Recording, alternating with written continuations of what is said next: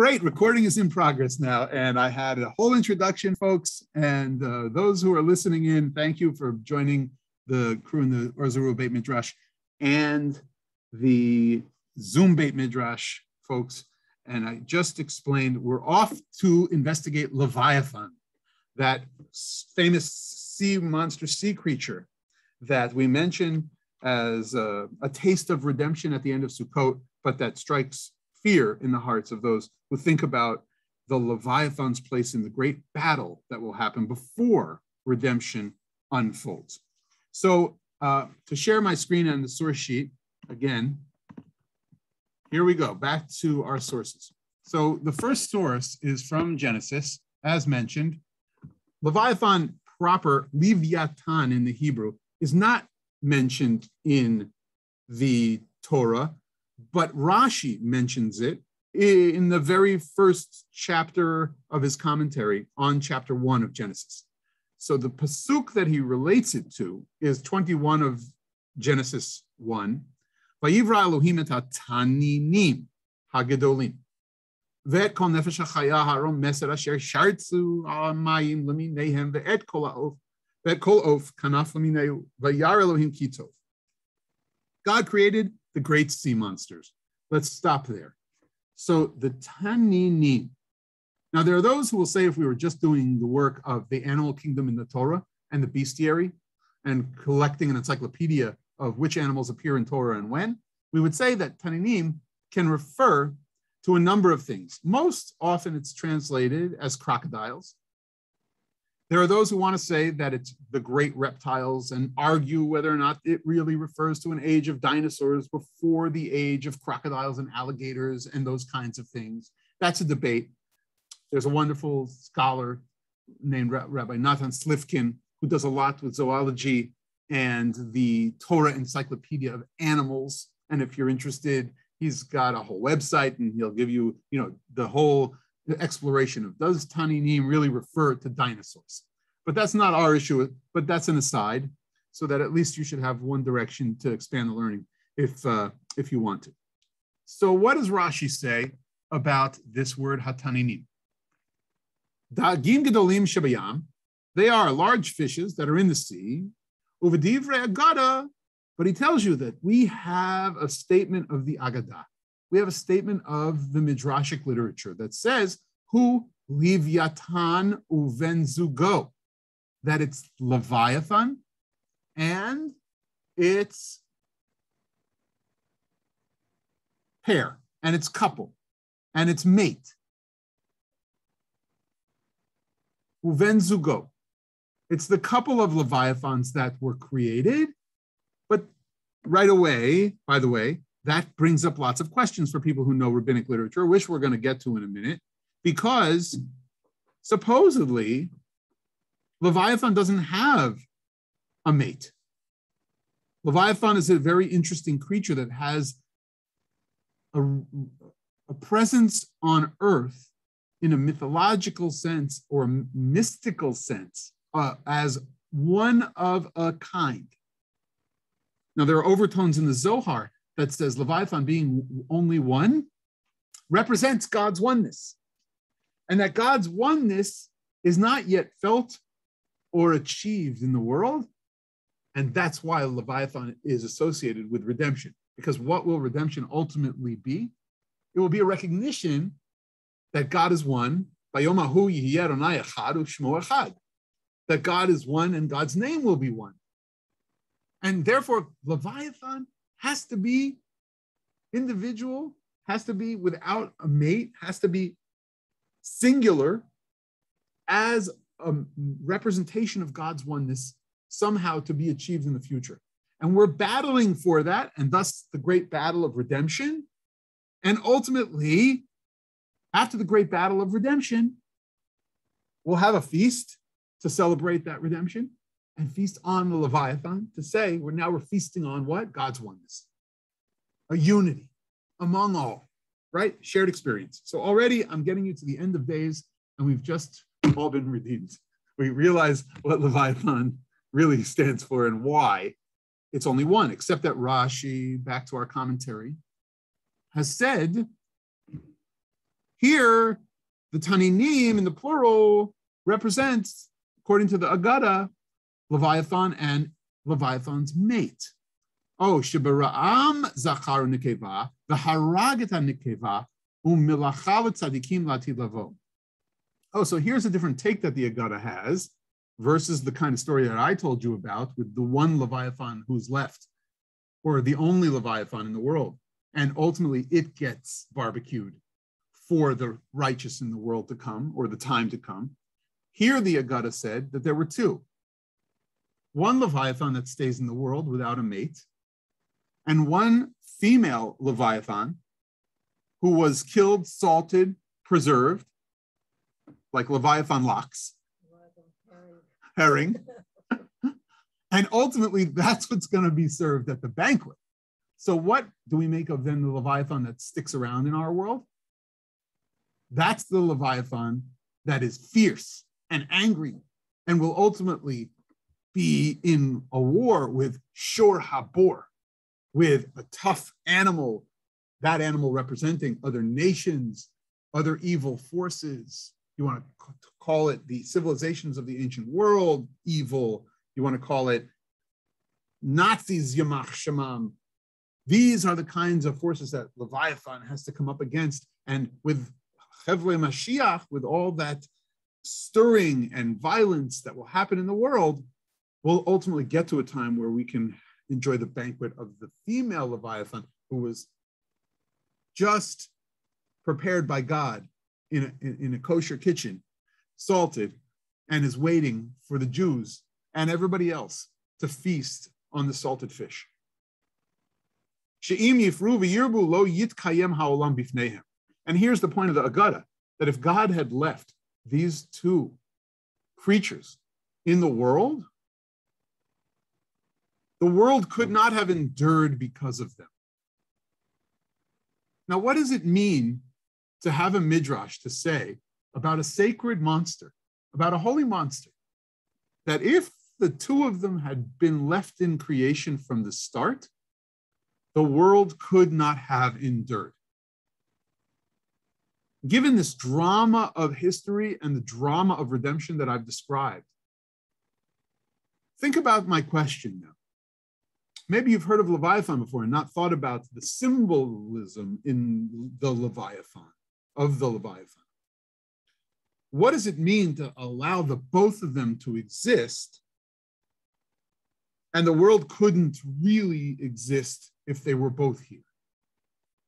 Well, if we take the notion that the Leviathan that's left in the world is power hungry and seeking to redeem even the underdogs of the world, and it has to clash and fight with the other one, and that they are not able to get along as a couple, maybe I could start to understand a little bit of the symbolic nature of two monsters in the world that fight, and their energy creates all kinds of evil competition and a ferocious kind of confrontation every time. The Zohar already suggests later on in mystical texts that the Leviathan's head eats its tail. And thus, that picture I showed you here, and it kind of eats at itself. Well, if the two of them were around, suggests one mystical commentary, they would decidedly eat each other. Mira. This conjures a lot of symbolism that I know from the other sources of mythologies and Greek mythologies and Eastern mythologies and so on. So the creature that has the tail in its mouth, exactly, this is the first thing that came to my mind, is a very fundamental concept or thought, is that these are primordial creatures before civilization starts. Like yes, for the world is just being generated, coming into being, and there's the image is it's called a dragon, not a Leviathan, but it's the same idea. Right. It's called a dragon, and it has a this dragon thing has continuation in many areas of astrology as well, but it appears in India, in the Far East, in Western mythology, and so on. So the dragon is a symbol of a serpent or a dragon, it looks like an image, it looks like a lizard, but it has the tail in its mouth. And it's not about eating itself, not at all. It's about forming a circle, a wheel, a circle. The concept of circle is very important in the fundamentals of the universe. So it's a circle. And I'm jumping around for symbolism. I cannot do a whole lecture here. So the symbolism of that wheel or circle is also the circle of the earth, the equator. And some of the mythologies say that the earth rests on a circle, rests on on this kind of an animal. It rests on it. Yeah. That's before Copernicus. Right. So all this tied together in my mind when I see the image. Yeah. And you mentioned now this one about the male and the female who will overrun the world. It's to me it's the same as in Greek mythology, the Titans. Before the regular gods, the normal gods, they were the Titans, and they were primordial, and they were chaotic, and they were power hungry, and they ruled the world. Right. And they killed each other and so on. There's lots of mythologies on that. But eventually you had the second layer of gods. And those were closer to civilization, to human experience. So let me thank you and move through some more text. So this is the image of the... So Meira's, I don't know if this is a fine time to just stop in, because this is the first time we're doing this. Did anybody hear what Meira's suggestions were? It was very clear. No, very low. Very low to you, very clear to you, Diane? I couldn't hear. It was a little low, but I could hear her. I missed a lot of it. All right, you may want to adjust your volumes and turn them up, even if I sound a little loud. I'm sorry. But in order to catch things, we don't have other microphones set. We may have to in the future think about putting a microphone or two around the table. But in short, where I'll pick up from what I'll pick up from Meira, and then I'll move us into some other texts, is that this notion of primordial beasts and the links we have to other mythologies, Far Eastern and centered in the Greek world, definitely plays into all of these notions if you're talking about, very critical Bible studies. And the ideas that are being weighed here may indeed get into some of the cosmological understandings of the world and how the world needs these battles to end. And so God overcomes these forces. John Levinson, in a book, Creation and the Persistence of Evil, has written about these entire connectivity points. So if you're interested in this kind of reality, you can really read that God was in a battle against some of those primordial forces and keeps the world in the realm of possibility because God overcomes them, right? And so here we see that here. And we do indeed see that within some of these sources. But the Gemara, to do our Talmud-Torah and be true to going right to Gemara, I want to read you a section from Bava Batra so that we can take a look and see just kind of how there's a larger relationship to the sea and what happens in the sea and the kind of precarious nature of life that just might be associated with all the different kinds of sea creatures that the ancients encountered, and that it's not as mythological, but that they were worried about seeing big fish, and that the whole Leviathan notion is not as filled with mythological drama. And it's not making reference to Hydra by the Greeks or the serpents that give birth to the next layers of gods, like you're suggesting, which it could be. Indeed, people had those kinds of cultural familiarities. But there's also a level of the sea and how scary it is and the creatures that exist within it. And if there were two of these monsters, how could we ever bring our ships through this water. And Rabbi Slivkin, who I mentioned, really talks about the Leviathan being an oarfish. And wouldn't you know that an oarfish is like an eel on steroids? And it can be from 30 to 60 feet long.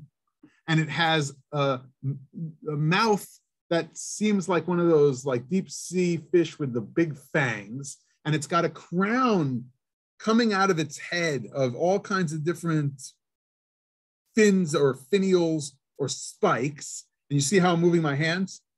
Remember that as foreshadowing for this discussion and how the Mishnah continues to explore these monsters that we're dealing with, because not so many places in the Mishnah are rabbis said to have explained things with their hands and it being recorded in a Mishnah. But in fact, we get one of those when we're talking about this type of monster or monsters in general.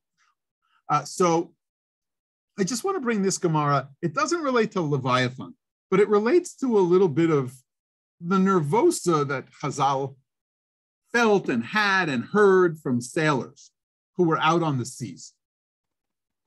And so Rabbi Yehuda from India, and speaking of, far off places, because they did know and they did have relationships with people who sailed the seas. And I chose this Gemara also because of the geographic representation here that's going on. They're talking about people who made voyages, not just land voyages, but sea voyages. And Rabbi Yehuda from India relates, once we were traveling in a ship and we saw a certain precious stone that was encircled by a snake. So if these Leviathans would encircle our ships, how could we live? How could we do our trade? How could we basically do our sea voyages? And so it's a very practical level that these mythologies also allow for expression of fear and the notion that God is a protector. And so it's like saying, you'll only encounter one of those crazy Leviathans because there's only one, like the Loch Ness Monster. I mean, could it have been that the Loch Ness Monster was an oarfish and that it was hanging around in a certain amount of time and space for that long until it kind of found other water passages and people had sightings of it all at once? This is the kind of mythological sighting that seems to create myth, but really is practically a reaction to a very, very strange fish, serpentine-like fish with all kinds of fins and scales. Anyway, back to our Gemara. A diver descended to bring it up once they saw what? A certain precious stone that was encircled by a snake. So a diver goes to try to get that precious stone, and a snake came and sought to swallow the ship. So its mouth, as told by the Gemara, is big enough to swallow the ship, right? Again, a lot of nerves about sea voyages, a lot of fear associated with being on that ocean. And then what happens? A raven came and cut off its head, and the water turned into blood due to the enormousness of the snake. Wow, there's a battle going on here between all kinds of creatures. You ever see a flock of gulls, of real sea gulls, come down and try to eat and feast on something that's surfaced? These birds are vicious, and there are other kinds of seabirds that travel in flocks, which again, it says a bird. I'm talking about the reality of sea experience and what might really panic someone. It's not just the sharks or the whales that you have to be worried about when you're diving for some kind of precious stone in an area of the sea where you heard there's, panning for gold. It's that the birds could come and think you're dinner. So this kind of attitude that comes through in the Gemara and the notion that it is somehow connected to Leviathan is just a way that I started to think. And listen, the next part of that Gemara is down here where the sages taught. There was an incident involving Rabbi Eliezer and Rabbi Yehoshua who were traveling on a ship. And Rabbi Eliezer was sleeping and Rabbi Yehoshua was awake. And Rabbi Yehoshua trembled and Rabbi Eliezer awoke. And Rabbi Eliezer said to him, what is this, Yoshua? For what reason did you tremble? And Rabbi Yoshua said to him, I saw a great light in the sea. And Rabbi Eliezer said to him, Shema einov shel Leviathan ra'ita. Perhaps you saw the eyes of the Leviathan. Dichtiv einav ka'af-apei shachar. As it says in the book of Job, its eyes are like the eyelids of the morning, like that piercing sunlight, right? So these mythological beasts, these sacred monsters, yes, refer us back to certain mythologies of the ancient world. But moreover, they express a certain amount of trepidation, fear, and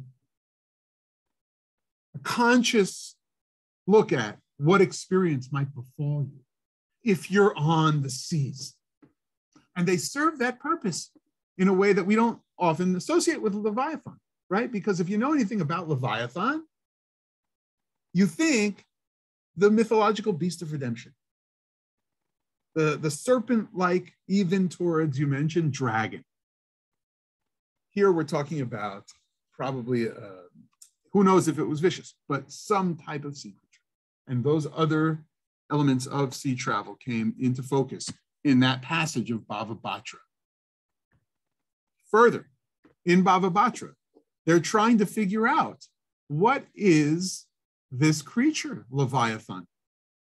The verse states, and God created the great sea monsters. Here in Babylonia, they interpreted this as a reference to the sea oryx.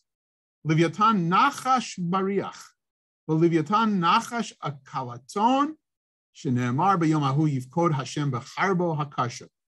This is Leviathan, the slant serpent. This is Leviathan, the tortuous serpent. There are different types of serpentine-like fish and sea creatures that are out there that create some panic for these merchants. And so to me, it was fascinating to think about the practical application of the Leviathan reality, not only the mystical and redemptive part of the story. God created the beasts on 1,000 hills, male and female, and they were so enormous that if they would have coupled and produced offspring, they would have destroyed the entire world. We can't have a sea full of these creatures. So the myth goes that they were not reproducing. They didn't produce like these fish with all their eggs and schools of fish. Thank God. Thank God. They're noticing something about creation here and stating it in a less than scientific kind of way. Yeah, Charlie. God created these things and then he attenuated their behavior because he didn't like their behavior. So since God knows what is going to happen. I can't hear anything. Okay. All right, let me start. Speak louder. I'm going to speak louder. All right, so God created these creatures. Can you hear me, Bert? Yes, I'm going to come to the other side. Just yeah.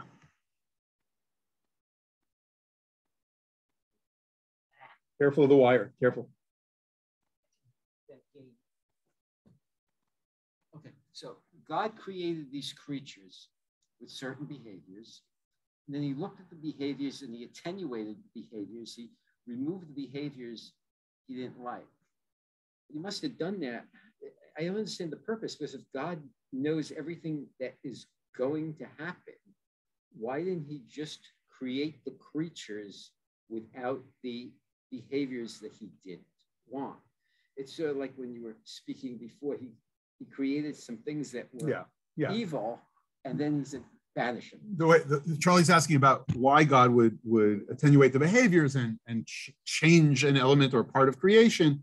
And so the rabbis often will do this to tell you how God cares for God's creatures. Tells you how God really pays attention to the fears we have. Tells us how God does respond sometimes to the hopes and the prayers or the needs or desires that we have. So a God who acts in history is a God who is a merciful God. The deepest look at this was from a book called, I will think of the title, but it was by the philosopher Emil Fackenheim, The Presence of God in History. And the notion that God would be or would not be a presence and help shift the tectonic plates beneath us, way far beneath us, or actively get involved in history. This was a question that we're left with after reading Tanakh and after reading Chazal and knowing that God pulls back further and doesn't actually move in the same way and grants us freedom of choice and free will in our time. But then Emil Fackenheim, even after the great disaster of the Holocaust, asked the question, what was it that God was doing, even if God was absent a lot of the time? And so these are ways that God expresses a fealty, a loyalty to the human race and to the Jewish people as well. So it'll all come out a little bit more as God really works to do the business here. And you talk about attenuation. Listen to the Gemara. They were so enormous that if they would have coupled and produced offspring, they would have destroyed the entire world. And what did the Holy One, blessed be he, do? He castrated the male and cooled the sexual desire of the female and preserved it for the righteous in the future. As it is stated about the beasts, lo now, his strength is in his loins. This is referring to the male. The continuation of the verse, and his force is in the stays of his body. This is the female, alluding to the idea that they did not use their genitals for the purpose of procreation. So I just want to say that back to the idea that these would be associated with the end of days, I saw this on Juniverse, which was kind of quick dispatches of Jewish culture that Jewish Telegraphic Agency did a couple of years ago. And it says, the end of days occupies a much more central place in Christian theology than in Jewish thought. Judaism, for the most part, is more concerned with the present day than the final days. That was obviated in the Talmudic passages that I read to you. I felt like I found the Talmud to back up that claim when I saw this Juniverse piece. Perhaps we don't think too much about the end because some Jewish visions of the apocalypse were just so weird. According to the Talmud, the highlight is the ultimate fighting championship of unprecedented proportions. The Leviathan, a giant sea beast, will fight the Shor HaBor, an equally giant wild ox. That Gemara I didn't bring you, but it's on 74 in the midst of those other Gemaras. God will witness the battle, and the people who were righteous will have front row seats. The Leviathan and the Shor HaBor will kill each other, and then God will actually shecht them both. The meat will be served to the spectators in a sukkah large enough to hold them all, with its walls made out of Leviathan skin. So we're not eating crispy skin of Leviathan there. We are actually using the skin of Leviathan to make our sukkah walls. And that's where that comes from in Leviticus Rabbah 13:3. And Juniverse said, now that's the kind of barbecue nobody wants to miss. There is the picture, the art, one illustration of the Shor HaBor and the crazy winged kind of beast of celestial sphere that has bull-looking or bird-looking and bull-looking head and hind legs, but wings in the front. Very interesting mythological creatures based on some of the Ezekiel's work and beyond. And this big battle at the end, and that will eat them both at the barbecue. Now, Shor HaBor might not be as familiar a monster, but it's definitely in Midrashic literature. We're not going to focus on it tonight. I will talk about land animals and their monstrosities at another point in our survey. But just so that we have a picture, getting back to the end of days, that here we have the end of days in focus in this Levitical Midrash, Leviticus Rabbah Midrash, and even in the Talmud itself. So it's not as though they ignored or discounted the fact that there was mythology associated with end of days and the great drama of mythological beasts and holy monsters. But they did, as I showed, use it for the expression of their own personal fears and the realities that face them on sea voyages, and all associated with whether the Tananim are simple, small, little reptilian kind of things, or these big fish or serpentine type of dragon-like fish that they have to avoid, and other dangers in the sea that are around those Talmudic passages that deal with Leviathan. I think that Tananim, when I think about it in the Torah, it says Hanomeset, which means it creeps. And you don't think of a fish generally as a creeper. So I would go with what you're saying as some kind of a serpent-like creature, a bottom feeder, something on the bottom. And the interesting is that there's a Pazer note for, me, with the Romeset, which is just so appropriate. Very good. For the creeper of the Tananim. Nice. Debbie's bringing in the Talmud Mikra, the different trope we have associated with Tananim, that they're slow and they're creeping, and that maybe it's a bottom dwelling, and it sounds like one of these kind of reptilian versus totally is it dicterian? It's not pure fish. So comments, questions from the Zoom Beit Midrash. Let me give you a chance here particularly.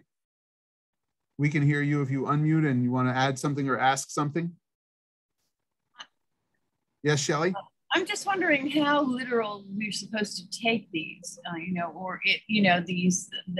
how literal did they mean about these Leviathans, or how symbolic it was. It seems to me almost an internal landscape. Well, that's what my point is that there are two levels to take it on. One is very symbolic and mythological, having to do with redemption and what we might experience in feeling like we've battled the biggest beast that's out there, the one that would overtake the world if we're left to reproduce, and we're going to feast on its flesh, meaning that somehow we'll be in charge of figuring out how to apportion any kind of danger, will be kind of mitigated. And that's all symbolic, really, as much as it's a hope, right? But then there's, again, this practical notion of them trying to identify what fish we're really talking about. And can someone use the word Leviathan to really indicate that you got to be careful of such and such a creature? And, he says maybe he saw the eyes of Leviathan. Maybe it's this kind of eel. Maybe it's this kind of, as I said, oxfish or anketfish that had, this massive long body with these crazy fangs and spikes coming out of its head. And so there is a practical side and there is the symbolic side. And so I'm holding both as being as important as each other, as opposed to one being the one. So you got to be able to say both and. Yeah, Diane. Is there any relation to this and the story of Jonah? So interestingly, if you think about the intertextuality of that Gemara, where there is the light of the eyes of this big fish, then you can say that intertextually and literarily, that links you to some wonderful midrashim that are collected in the Sefer HaAgadah, which is Bialik's collection and mosaic of midrashic material, as the state of Israel is founded. So he believes we need a library of midrash that he weaves together. And that's a wonderful book. And you'll see there that in the book of Jonah, Jonah goes into the dag or daga. It's not Leviathan, but it's the word fish and fish, dag and daga. And he finds an illumination within the fish as if it's like a little light hanging in a cafe. Lahavdil. And so he walks in and he sees it. The other notion is that the eyes of the fish that he's in light his way through a sea journey. And that intertext with the notion of seeing the eyes of the Leviathan probably is the strongest intertext that I can suggest. But Leviathan particularly, I've not seen played out or teased out in sources regarding Job, but it would be an interesting question as to whether or not, Jonah, but it would be an interesting question as to whether or not that really does come together in any fan fiction or midrashic literature proper. Thank you. Rabbi? Yeah. It sounds very much like the Rhyme of the Ancient Mariner, which is, you know, it very much about the glittering eyes that of the mariner, and then seeing the albatross and the eye of the albatross and all that stuff. So it kind of is, I mean, obviously it's totally different. It's going in a totally different direction, but it seems to me that you know, that literary trope runs through. Cool. Ancient Mariner. Yeah, I'm sure that Coleridge, right? I'm sure he knew his Bible. Right, in a Christian sense. So when, you know, obviously, but it had to do with redemption as well, and this, and sure. you know, and then all the fish that populate the this great ocean, and the idea that you have to see the awesomeness of the he who made the land make thee. In other words, that there's not just these good characters that Hashem made, but there are these, you know, these also monsters that abide. And in order for redemption to happen, you have to accept both aspects, both the monsters and the goodness.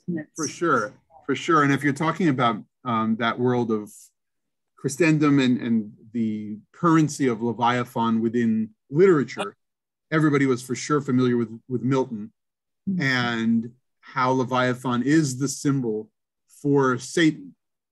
And so the evil creature that has to be overcome, the Satan that must be overcome, is part and parcel of that entire literary kind of canon.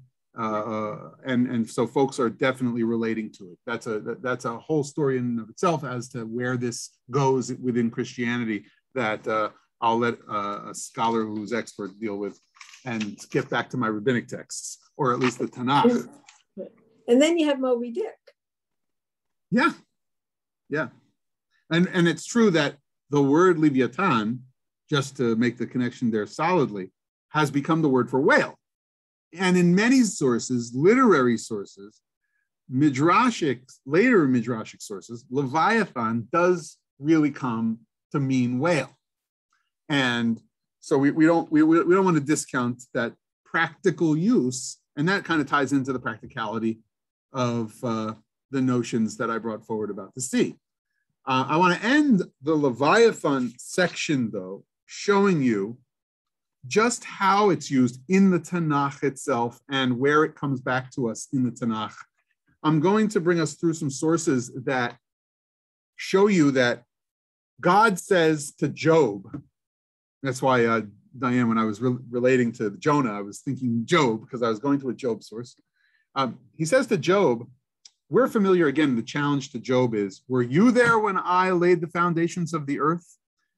But God will ultimately challenge Job also with this mythological notion of Leviathan, who will be ultimately conquered and overcome by God at the end of days, at least what we think are the end of days, at least when God chooses, because it might not be as explicit an end of days picture as we make it out to be sometimes reading Job. People who read this passage I'm about to read to you in Job think it's an end of days description, whereas it may not be exactly about the end of days in the literature of Job. We have to be careful when we read that part of Eov. After I read you the Eov section, I'm going to tell you about, I told you we'd get to a non-Jewish, now philosopher, who has used the Leviathan image for the purpose of investigating our own kind of grappling with power and state building and the possibility of tyranny. And that philosopher, of course, is Thomas Hobbes, who wrote a book with the title Leviathan. And I'll read you a short summary of some paragraphs that I found in an article in Lehrhaus that summarized that approach we take to understanding Hobbes through a little bit of a Jewish lens, and why and how that's reflective of the use of Leviathan or at least the word tanin or tanim, right, that Rashi said was ultimately a reference to Leviathan back from chapter 1. And the reason why Hobbes could understand that Leviathan is a good word to use and a good image to invoke when he's talking about the struggle for power is because God will, according to Ezekiel, overcome the tyrant Pharaoh. And so that political angle is brought forward in the Tanakh using the imagery of reptilian, crocodilian monster, as Rashi tells us, reference to Leviathan. And then finally, I'll bring you the notion of just the end of days as it's expressed and God's protection of the human race and the Jewish people as it relates to Leviathan. So back to that last part of the Leviathan exploration, I'm going to start us with that Job section I mentioned.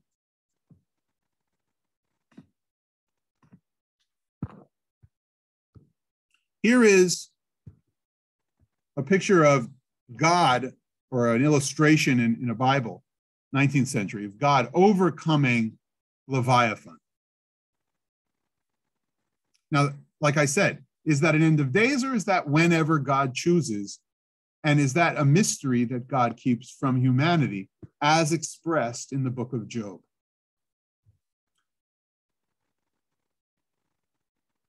Timshoch Leviathan bechaka uvechevel tashkia lishono. Can you draw out Leviathan by a fish hook? You know, your little implements and instruments, O human being, do not fish you out Leviathan. Can you press down his tongue by a rope?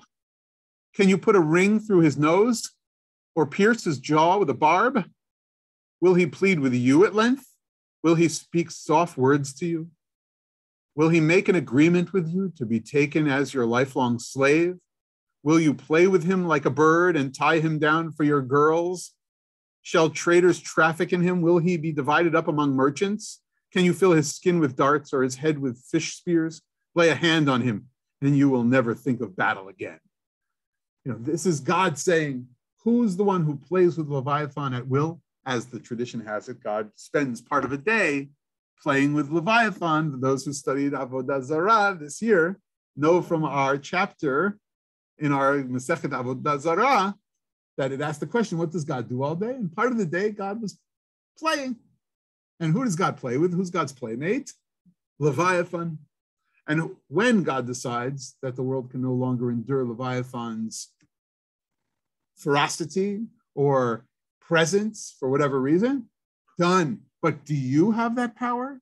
He says to Job, no, you'll be caught up in believing that your tools will work. You'll be caught up in trying to understand how to harness the forces like Leviathans and potentially live. But you will understand its power and you will understand the suffering. And this is the message of Job and why it's in Job. And the fear that is in your heart and yet the will to live. You'll have to reconcile all this. And that's the message of Job in general. And we often, again, associate that with the generalities of Genesis, with the creation story that God thrusts at him to say, were you here to lay the foundations of the earth? But we also see now that this holy monster is used in the book of Job. Let me get through my sources and then you can ask me questions. Now, the great philosopher Thomas Hobbes, writing during the English Civil War in the mid-17th century, titled his book on man and society, Leviathan, precisely to emphasize the Leviathan as a representation not of sea serpents, but of man himself, as well as his church and his larger society. Hobbes' full title goes like this: Leviathan, or the matter, form and power of a commonwealth, ecclesiastical and civil. In other words, state building, political power, and the place of faith, religion. Can we be moral as we progress? Because human nature is Hobbes' subject, he begins with a long exploration of the nature of man, his psychology, passions, and intelligence, finding that the vast complication of the human mind is indeed a Leviathan, as are the conglomeration of his religious beliefs and troubled societies he founds. Leviathan has been completely internalized. The Leviathan is within us all.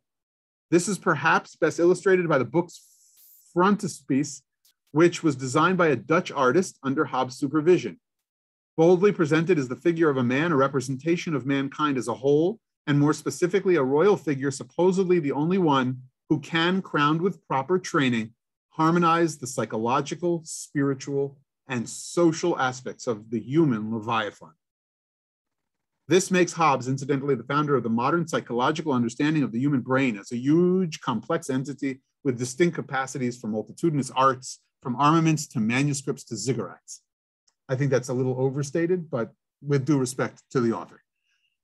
Here is the plate that he made reference to.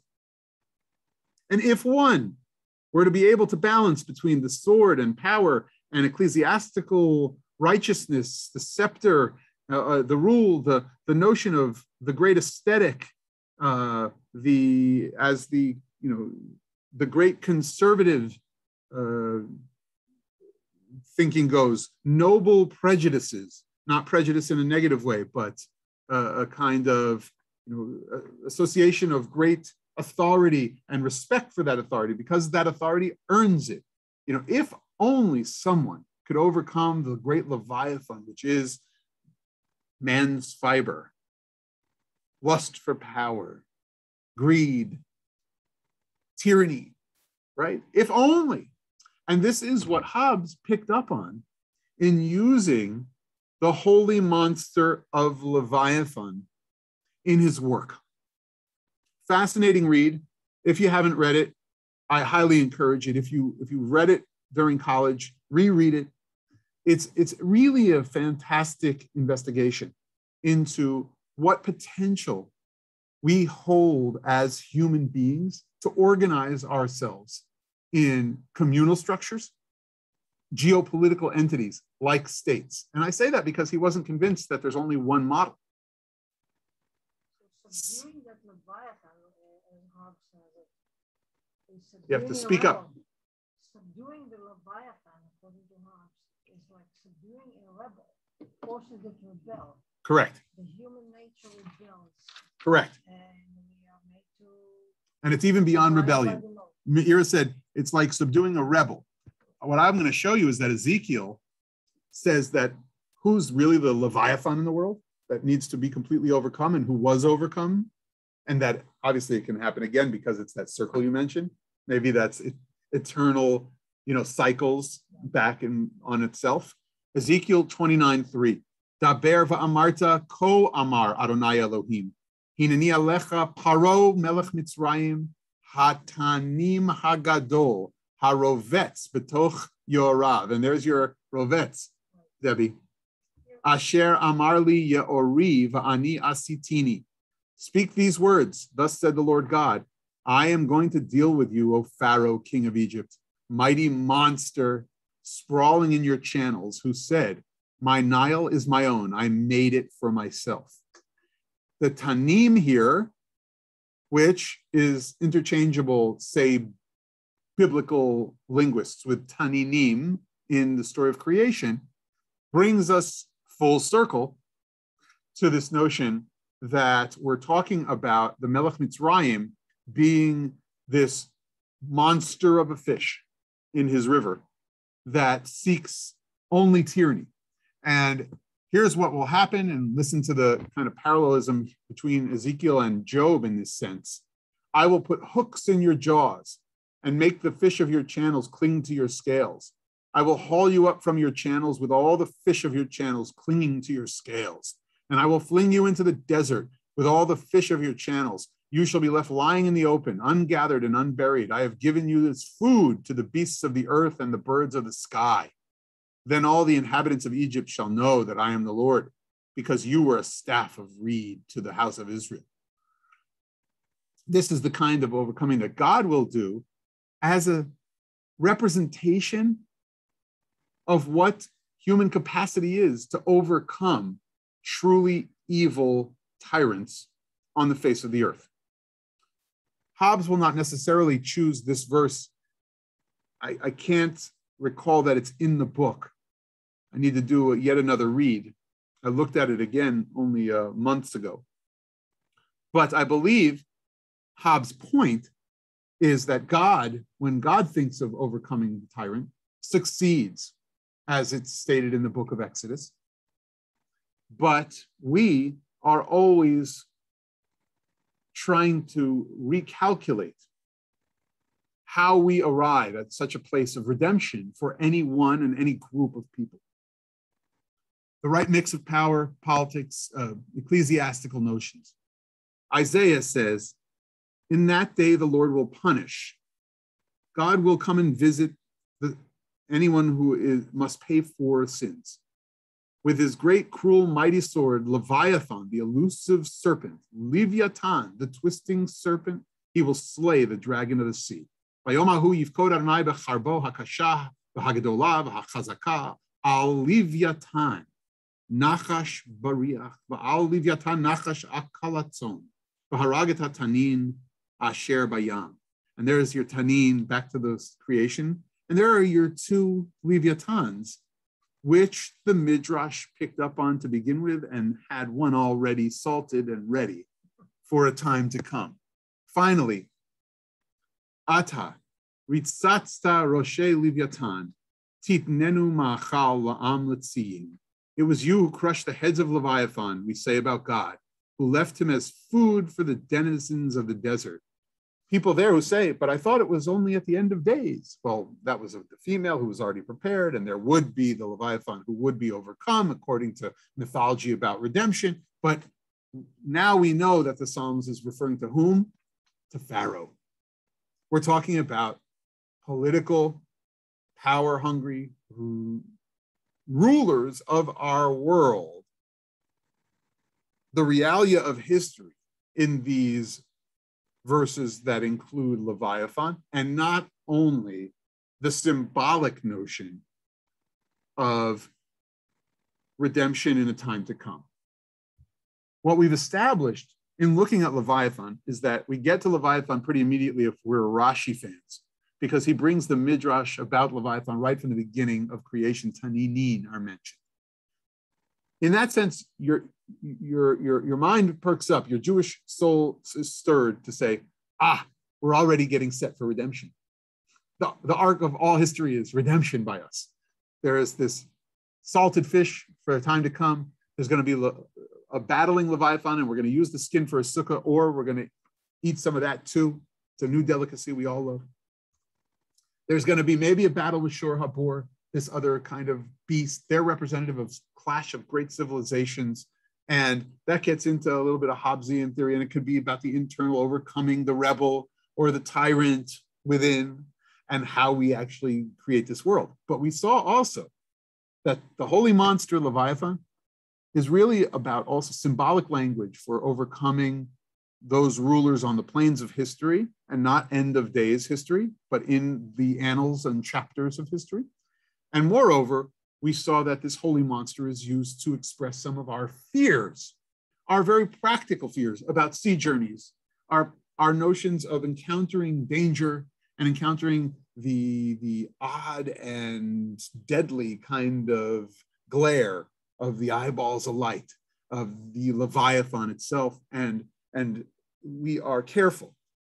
We know that God will fight the ultimate battle based on these last verses, whether it's at the total end of days or at a time of God's choosing. And I just point you to the notion that we see here for the first time in this Psalms verse, Roshe Leviathan, the heads of Leviathan, for which I could not find a particular illustration in any illustrated Bible. And if you're talking about an ancient myth to base it in. You could talk about the Hydra in Greece, and you could talk about, even before that, ancient Sumerian legends about multi-headed serpents, not sea creatures though, but land creatures of sorts, that I think those marks on the body, and so do scholars, are scales. And you have these kind of serpentine, multi-headed mythological beasts, 7 heads here, which will foreshadow the next holy monster that we'll encounter after we take some break here to do a little discussion and questions and comments.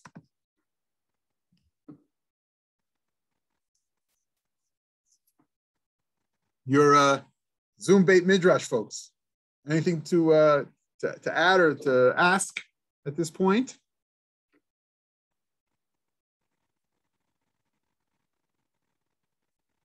Okay, around the table. Did you still want to add, Charlie? Okay. It starts to remind me of the story of Pharaoh. And you got to it because it's like God created everything, and he put Pharaoh where he is. Right. And then he basically said, I'm going to take you, the people, to Israel. I'm going to do it for you because you can't fight Pharaoh. That's an underlying statement. And he actually hardens Pharaoh's heart each time. So it's sort of the same question I asked before. Right. He hardens Pharaoh's heart, then he right. like cuts him off, cuts him down. I don't know if anyone's doing it, but it's sort of the same story. So correct. It's sort of like and there, an attribute of God. Right, and there it's an attribute of God. It's God's mercy, even in exercising judgment on Pharaoh. It's God's mercy towards the Jewish people. So we say it's the chesed bedin. He's having mercy because of their relationship with Pharaoh, which he created. It's still chesed bedin. It needs to be displayed, and it needs to be displayed because ultimately, if you think about it in a Hobbesian kind of way, which is why I brought forward the Hobbes work, we also need to overcome our own desires to fill that role of a Pharaoh versus be the people who yell to God to help us to be redeemed, to end slavery for all time, right? As Rabbi Sachs discusses, this was God's exemplary moment of being a leader, like the teacher modeling how to do the experiment, but the lab technicians never getting it right. And we are still in those phases of history, trying to exactly get it right. I mean, this country is in a great discussion about that right now, in terms of, how could it have been in this great enlightened way that we arrived at this place where we had to compromise in language and take the long-term view of equality or equity or however you want to express it, right? We knew as Jews it needed to happen right after Egypt, but the world is a messy place. The world is a messy place. And that's Leviathan. And so that's the power of relating to this. Yeah, Richard. I was just wondering, I'm not quite sure where the first usage was, if there's a way of determining that on the basis of critical analysis of but it seems that it could also, clearly Leviathan is symbolic of evil and overcoming it. And it's a way perhaps of talking about evil without identifying a particular and therefore threatening power, that you could have conversations and discussions about this amongst rabbis or scholars. And they're talking about this creature, but everybody knows who they're really referring to, like Pharaoh or like others. And it just seems to me that this is part of where this could be coming from, but I was just curious as to where perhaps, well, certainly the earliest instance in Tanakh that it appears, and where within the story that's related of within Tanakh as they were wondering around what. I hear you. I hear you. So if I was going to have introduced it by way of diachronic Tanakh history and said, here, let's explore the first use of the term and not go through Rashi, who has the reference, we would have started with Isaiah. So we would have said the first strata of Isaiah. If you believe, if you're really asking about critical Bible studies, it's Isaiah 1. And so that's the first strata. And so then you have it in Psalms literature, and then you have it in Job. So the authorship of Job is definitely, there's a lot of question about it, traditionally versus not traditionally. So let's just say that there's a lot of question. I don't want to get into the whole wormhole of the authorship of Eov. But the idea in Eov is very different than the idea in Ezekiel. And the idea in Ezekiel that Tanin and Tanim are associated somehow with Leviathan is more kind of midrashic than it is in the Tanakh itself. But the prophetic literature is really the place where it's based. And you're talking about 10th century BCE into the 8th century BCE, into the 4th century BCE to relate to this concept, and God battling it at a time that God wants versus eschatologically at the total end of days. That might be the way we read Job. And if Job is associated a little bit more with Daniel, which is eschatological and end of days oriented,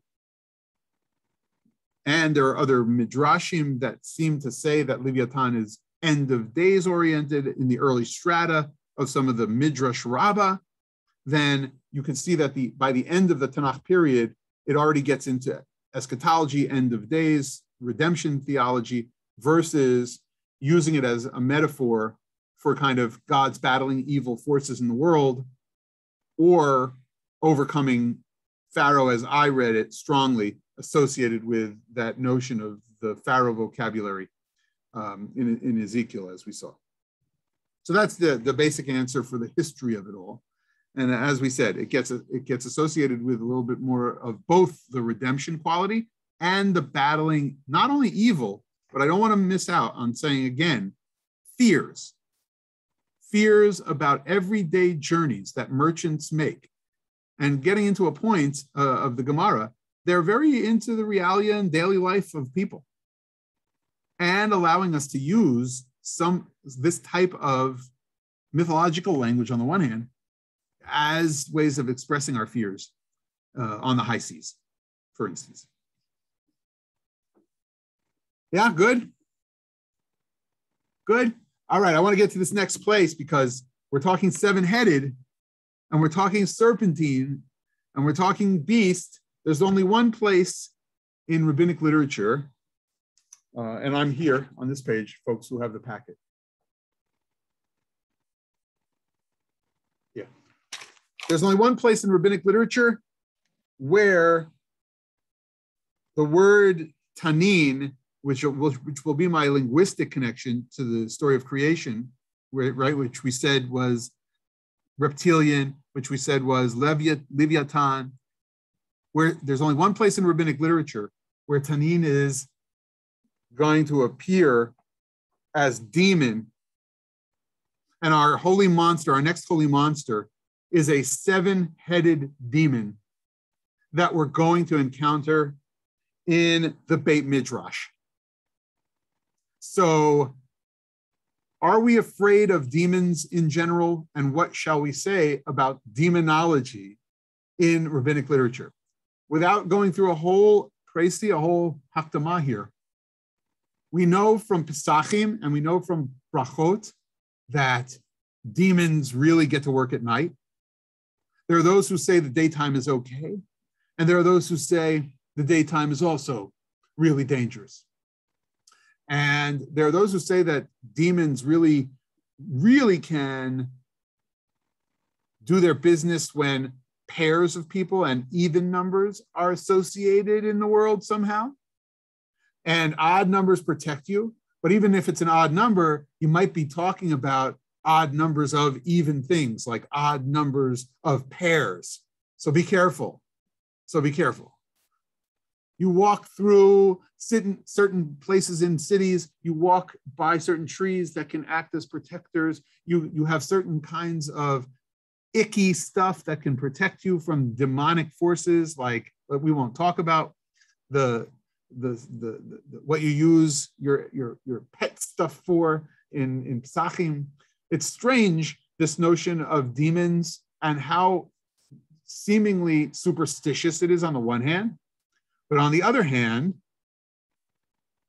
demonology may just be about encountering certain aspects of others' personalities and the kind of forces, the monstrous forces that work against us when we're trying to do good in the world, and then all of a sudden things seem to come at us.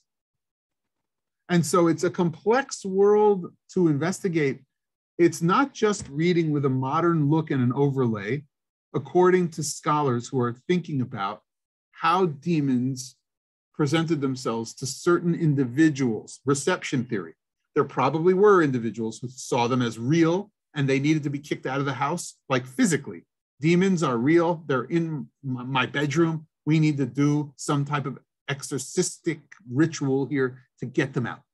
But then there were others who probably had similar capacities to us and said, when we talk about demonic forces, we talk about the negativity arranged against us. We talk about the inability to achieve as a group any kind of goal we have because of the multiplicity that's among us. Something's keeping us from agreeing. And in rabbinic literature, we have to hold on to both of those things, especially in the Beit Midrash, where one might see unity as the ideal, but we're built on a whole culture of chevruta and going at it and disagreement and multiplicity of meaning. And so some of the background I'm giving you here to introduce the story has to be kept in mind as we read now about this holy monster, the seven-headed demon of the Beit Midrash in Masechet Kiddushin. Now, the greater context, one more piece you need to know, is an argument happens if a father and a son, and they're talking fathers and sons here, have to learn Torah, who takes precedence? The Gemara will say that the father takes precedence. I'll argue as an educator, most likely so that the father can create the example and be the exemplar in the home so that the child will learn. But it says if the child is industrious, if the child is going to be a student muvhak, if a student, he'll be a good student, then you let the child go first. A father in this Talmudic passage is going to send his child to the Beit Midrash first. And let's see how the story unfolds. Here we go. I'm going to share my screen again. Kiddushin 29b. The sages taught, if one wishes to study Torah himself and his son also wants to study, he takes precedence over his son. Rabbi Yehuda says, if his son is diligent and sharp and his study will endure, his son takes precedence over him. And this is like that anecdote which is told about Rav Yaakov, the son of Rav Acha bar Yaakov, whose father sent him to Abaye to study Torah. When the son came home, his father saw that his studies were not so sharp. As he was insufficiently bright, well, that's the idiomatic. I leave that there idiomatically to show you that that's the general assumption of translators. I'm not buying it in total, so I don't know because he was insufficiently bright. I think that's a mistaken translation. I think there's a lot more educational complexity in this sugya than what is revealed generally in idiomatic translations like Art Scroll and even Rabbi Steinsaltz's Bekavod with respect to each of them who translate this way. Rav Acha bar Yaakov said to his son, well, now it's preferable that I should go, and it's better I should go study. And therefore you sit and handle the affairs of the house so that I can go study. Abaye heard that Rav Acha bar Yaakov was coming. And as the father's on his way, there was a certain demon in the study hall of Abaye. And now we get to our holy monster. There was a certain demon in the study hall of Abaye, which was so powerful that when two people would enter, they would be harmed, even during the day. The day is supposed to be a safe time. Abaye said to the people of the town, do not give Rav Acha bar Yaakov lodging so that he will be forced to spend the night in the study hall. Let's drive him into the study hall to sleep. Remember, you could sleep in the study hall. He slept in the synagogue. That's why they did Kiddush on Friday nights at services, because it was a place for lodging. You ate there. So here he is in the Beit Midrash. And since Rav Acha bar Yaakov is a righteous man, perhaps a miracle will occur on his behalf, and he will kill the demon. Rav Acha found no place to spend the night. Plan works, and he entered and spent the night in the study hall of the sages. The demon appeared to him like a serpent with 7 heads. So it says, Ketanina deshiva rashavte. There's your word tanin again. So it's a demon with 7 heads, or a serpent with 7 heads, but I like to say that it was a dragon, 7-headed dragon. Rav Acha bar Yaakov begins to pray. And with every bow that he bowed, one of the demon's heads fell off until it eventually died. The next day, Rav Acha said to the townspeople, if a miracle had not occurred, you would have placed me in danger. I would have been dead if a miracle didn't occur.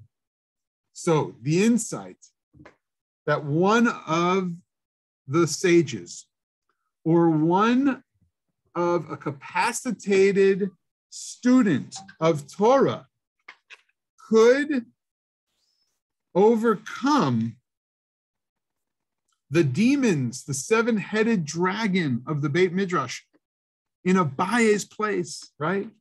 That it was a very famous rabbi's place that had such a problem.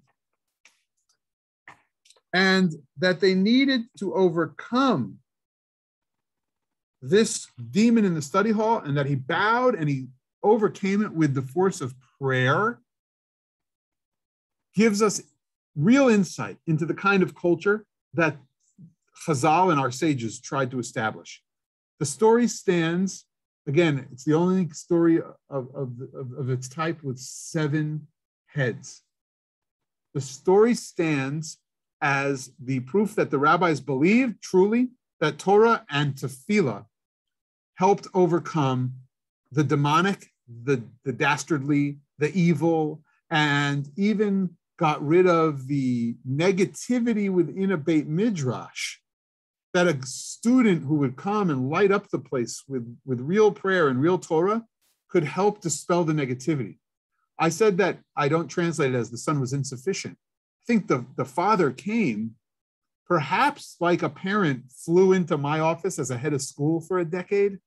Trust me when I tell you that both prayers and spicy words can cut off the heads of 7 different arguments you have about how you did things right for the kid and what the school's doing and how we're responding.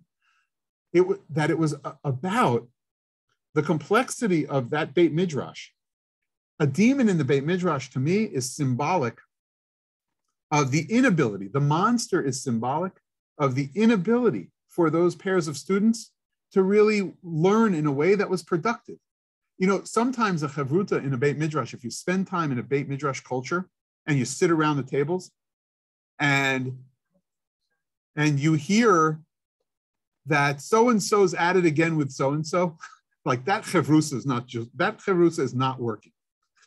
If you've sat around in a Beit Midrash long enough, you sometimes know, whether or not they should get married, in our case, with Amy and me, right? Here I was, sitting, learning Talmud with her for years in a Beit Midrash.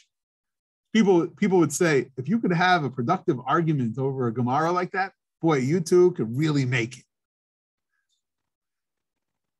there are people who cannot productively argue. There's a Beit Midrash culture that's sometimes so competitive that people feel like if they don't make it, they'll lahavdil, like you've heard stories in Japan. And we have them from inside the landscape of orthodoxy, where they're not good enough. They're not good enough with Torah. And it's very sad, the competition. And I think the Father came to say, you know, if we could have true prayer here, if we could have true connection with God here, through our tefillah, through our learning, then we could get back to a place where there's enough true peace. There's shalom shel Torah, and not just, you know, oyavim b'sha'ar. There's not enemies at the gate, and there's no demons that will inhabit our place and our space. There's a cute cartoon that came out about this Gemara on a religious site. I'll show you. And it says in the Hebrew, these two in a chevruta are behind the seven-headed demon, and somebody's walking into the Beit Midrash, and it says in the Hebrew, Nashiroto bepachad? Should we let him, you know, just be scared? O niglelo shezum masechat purim? Or should we tell him it's a Purim mask?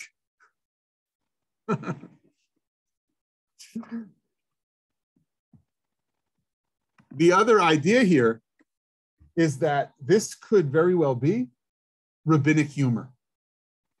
That a story about 7 demons is a satire of 7 demon stories from throughout not only the Zoroastrian lands and Sasanian Persian lands, where 7-headed demons were part of their mythology, but earlier times, Syriac Christian texts, which were born of Syrian texts that preceded Christian texts by centuries.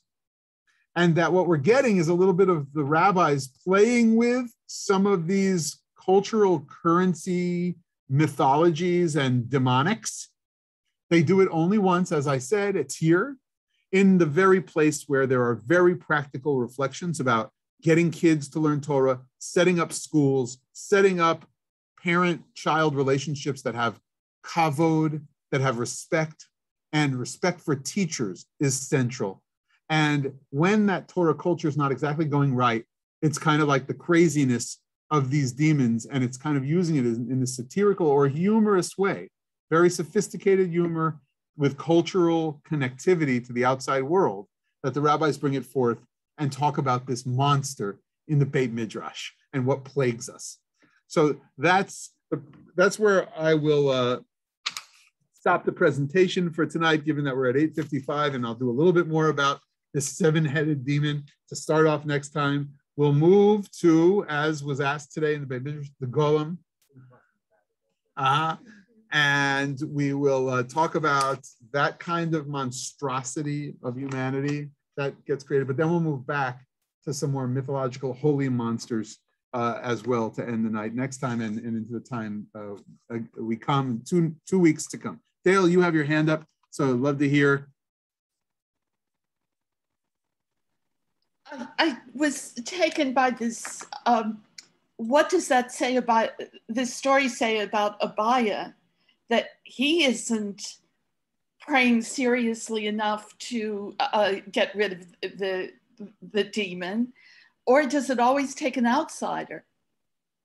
Yeah, it's a fantastic point. There is a wonderful article about the notion that this is based in Abaye's Beit Midrash, and Abaye is the kind of chavruta of Rav. They are very, very popular Amoraim and very important and essential Torah personalities. And to say just a little of what that article talked about, that you could either have an Abaye worldview or a Rav worldview, and did Abaye differentiate enough, as we say in modern educational terms? Did Abaye help that child with his, or in this case, his own skill base? And was he able to nourish that child in this Beit Midrash? Or was there a curriculum and it was all material and it was, shove it down his throat, spit back, and the kid couldn't remember, and he went home and he doesn't show anything for it, and the father comes and he says, no, there needs to be a little bit of bowing into my child. And by bowing and getting rid of the demon, it's kind of like saying to Abaye, can you please really see my child for who he is? As opposed to it being the outsider who fixes the whole picture. Maybe it's the father who is ridding the demon for his own child, or he's, right, the outsider who says to Abaye, maybe take a little bit of a cheshbon nefesh. It can even happen to you in your own Beit Midrash. The rabbis are not afraid of that, by the way. Rabbi Akiva, you know, has pairs of students who can't respect each other. And that's why we have the Omer period and the mourning of the Omer period.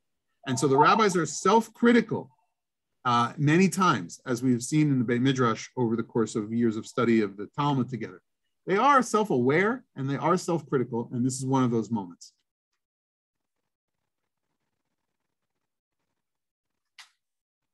Good? Yes, let's leave the monsters, outside, and don't when you encounter any, forget to bow and pray with sincerity. Who wrote the article? Rabbi, who wrote the article you just mentioned? That article, if you remember. Yeah, hold on.